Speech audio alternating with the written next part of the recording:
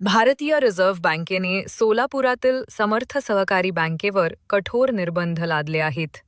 7 October 2025 पासून लागू झालेल्या या निर्बंधांनुसार बँकेला कोणतेही नवे कर्ज, ठेवी स्वीकारणे किंवा गुंतवणूक करणे प्रतिबंधित करण्यात आले आहे. बँकेच्या फोन ते एटीएम आणि इतर सर्व व्यवहार सेवा तात्काळ थांबल्या असून खातेदारांना मोठ्या गैरसोयीला सामोरे जावे लागत आहे. जिल्ह्यात शंकरराव मोहिते पाटील बँक, त्यानंतर लक्ष्मी बँक आणि आता समर्थ सहकारी बँकेवर रिझर्व्ह बँकेने निर्बंध आणले आहे.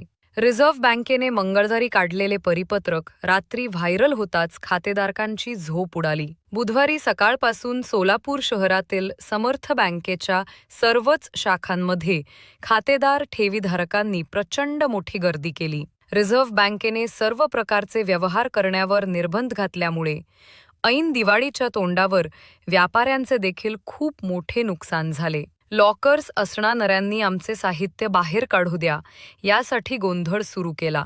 समर्थ बँकेच्या दत्त चौक, 7 रस्ता सुराणा मार्केट, होटगी रोड, जुळे सोलापूर टिळक चौक, साखरपेठ तसेच MIDC या भागात असलेल्या शाखांमध्ये बुधवारी सकाळपासून बँकेच्या ग्राहकांनी प्रचंड मोठ्या रांगा लावल्या. अनेक ठिकाणी तर बॉन्सर आणि पोलीस बोलवावे लागले. अर्थकरी समर्थ हे ब्रीदवाक्य घेऊन गेली 30 वर्ष सोलापुरात अविरतपणे सेवा देणाऱ्या समर्थ बँकेवर अशी परिस्थिती आल्याने सहकारी बँकांची चिंता वाढली आहे. ग्राहकांनी तसेच ठेवीदारांनी घाबरू नये, लवकरच आम्ही बँक पूर्वपदावर आणू, असे परिपत्रक चेअरमन दिलीप अत्रे यांनी प्रसिद्धी माध्यमांना दिले.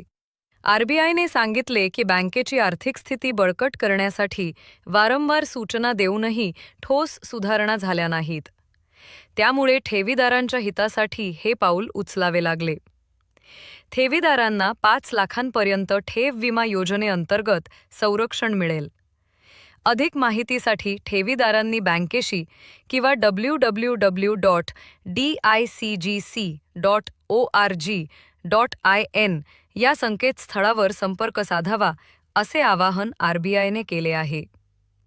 हे निर्बंध 6 महिन्यांसाठी लागू राहतील आणि या कालावधीत RBI बँकेची स्थिती सतत तपासणार आहे.